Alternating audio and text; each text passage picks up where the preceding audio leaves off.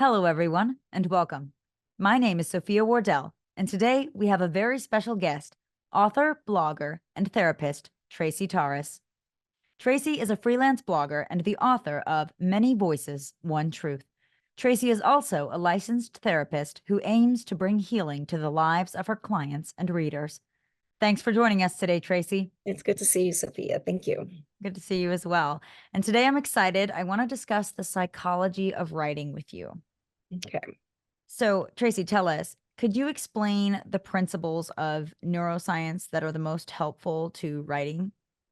Yeah, neuroscience is a very deep study, but the ones that I find are most helpful for writing and the ones that I use to coach my clients are the ideas behind neuroplasticity, dopamine, and your prefrontal cortex. So neuroplasticity is the brain's natural way of reorganizing itself.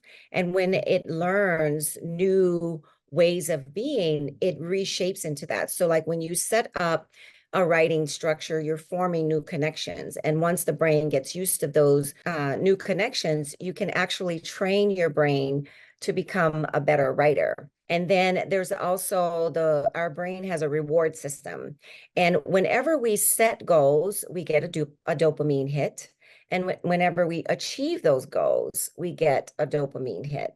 And so when you show up to write and you set these little goals and then you achieve them, you're activating that reward system, which will, give you motivation to continue to do that. And it's not just you, your brain will want it. Your brain will want that dopamine and it knows it's going to get that from writing. So, it's more motivating in that way. And then your prefrontal cortex is responsible for planning and decision making. When you organize your thoughts and you show up to do your writing, you're training your prefrontal cortex as well. And so it helps you with your focus and your concentration, and it also helps improve your writing over time. Yeah. And, how could understanding those brain functions as a writer ultimately enhance creativity and productivity? Well, our brain has something called the default mode. We call it DMN, and it's the brain's default mode. And it becomes active when you are daydreaming or when you are creative thinking. So scheduling some daydreaming time where you just sit and daydream. It doesn't have to be about your story. It can be about characters in your story. If you're writing nonfiction, it can be about what you want that nonfiction book to do and who you want it to help. But if you schedule this in, it actually boosts your creativity, even scheduling and creative time. So if you're writing a fiction book, a novel or something like that, thinking through what the characters will do will activate that your brain's default mode. And so it helps you to go on long walks out in nature. I listened to this podcast called Writer's Routine, and almost every writer on there have something like that, where either before their writing session or during or in the middle of their writing session, they'll go for a walk. And what they're activating is their brain's default mode. And then we can rely on our circadian rhythm, like figuring out what is my best time for writing. Is it morning? Is it afternoon after a nap? Or is it in the evening? And then showing up at those times. Like there are some people who work really well in the morning, and most of us want to be morning people, but most of us just aren't. So figuring out when yours is will help you to get that peak performance in. And then also understanding that stress can be helpful for writers. When we are stressed, our brains and bodies will produce the stress hormone called cortisol. And cortisol is actually there to help us to get through big projects or times of stress. Cortisol becomes a problem when it's prolonged. And that's what we have in our culture, where we get into a stressful situation and then we don't come down or come out of it. That's when cortisol is a problem, but it can actually be helpful when you're writing a project and creating something. Right. That's so interesting. And, if I'm, say, a pantser, What Mhm. specific techniques from neuroscience would you tell me to use if I'm trying to overcome some serious writer's block? Well, there's actually no such thing as writer's block. Writer's block is a Mhm. brain thing. It's a brain issue. Your brain likes to work either in the right hemisphere or the left hemisphere at a time. Mm. So even people who are like if you're a pantser and you don't do a lot of researching, whatever is involved with your left brain, do all of that and then go and create and use your right brain. But some of the brain techniques for that is like going out in nature and sitting there and daydreaming, like creating it in your mind before you create it on paper. And so you will activate that system and be able to go and just like right away. Oh, how interesting. And how would you say that knowledge of neutral pathways could help in creating more engaging and emotionally resonate stories? Well, there's something called emotional transference. And so emotional transference happens when emotions are transferred from one person to another. So if you think of when you're writing something, if you have an emotional response to it and it's strong, your readers are likely going to have that too. So you can kind of rely on that. But the key to it too is if that what your character is feeling gets transferred to you, that's even better. Like even though you're the creator, like the characters are characters.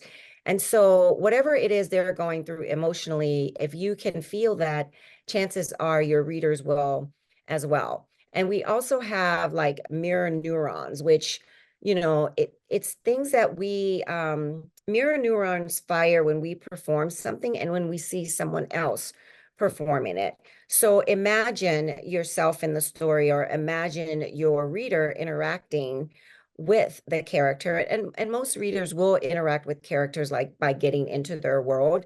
And so knowing that we have something like mirror neurons, not really can kind of take away the distraction of wondering if your characters will connect. Right. Wow. And how would you say that I could practically exercise good habits, based on what you know about neuroscience? Mhm. Well, I would say being mindful and mindful meditation. A lot of people think mindfulness and meditation, it's the same thing, but mindfulness can be a part of meditation. So, like when we spend time meditating during the day or in the evening, it's kind of like going to the gym for your muscles. You Mm. show up ready and prepared, you're already calm, but being mindful just in everyday things without sitting on a meditation cushion, it's just having your mind full of whatever you are doing now. So if you're washing dishes, noticing what the water feels like, what the softness of the suds, what the plate feels like, having your mind fully engaged in whatever it is you're doing. We often do not do that even when we're driving. We're thinking about what we're going to do when we get there, who we're going to see. But if you bring your mind back, then your mind is being full of what's happening right now. And so like journaling is also a good way. There's Julia Cameron talks about morning pages, where every day you get up and you write 3 pages of free flow, and that helps you, to get your neurochemistry ready for creation. Oh, that's really interesting. I can see that being a very, you know, not necessarily easy, but easy enough daily exercise that could Yeah. really build better habits as a writer. And lastly, I want to ask, have you had a case that you would, be willing to share with us of just a writer that's kind of been transformed besides you through, the application of neuroscience principles? Oh, yes. I use neuroscience in my practice a lot for creatives who are in therapy and for creatives who are not here for mental health reasons, but more for creative coaching. And so, yes, there are cases, and some of the things that I use are meditation, having them do something like a block meditation, where for 2 minutes, you ground yourself and you look around the room and take in what's coming in your five senses through your eyes, and then close your eyes and take in what's coming in through the other four senses. And in the next 5 minutes or so, you would visualize a word. And when your mind wants to wander, you bring your mind back to that word and, not worry about it so much. If your mind goes away, just come back to the word. And then the third block is 5 minutes. It's when you think of what you want your project to do for others. How do you see it in the world? Do you see it as a screenplay? Do you see it as a self-help book?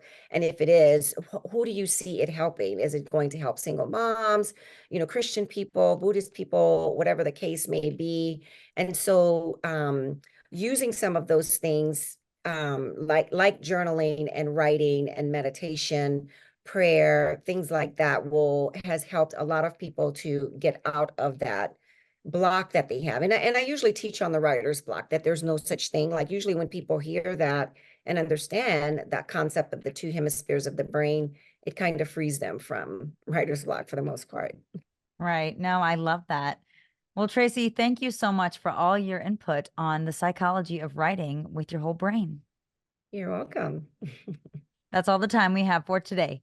Thank you, everyone, for tuning in to today's interview with author, blogger, and therapist Tracy Taris. Be sure to check out our website for more videos. Wishing you all a fulfilling and successful writing journey.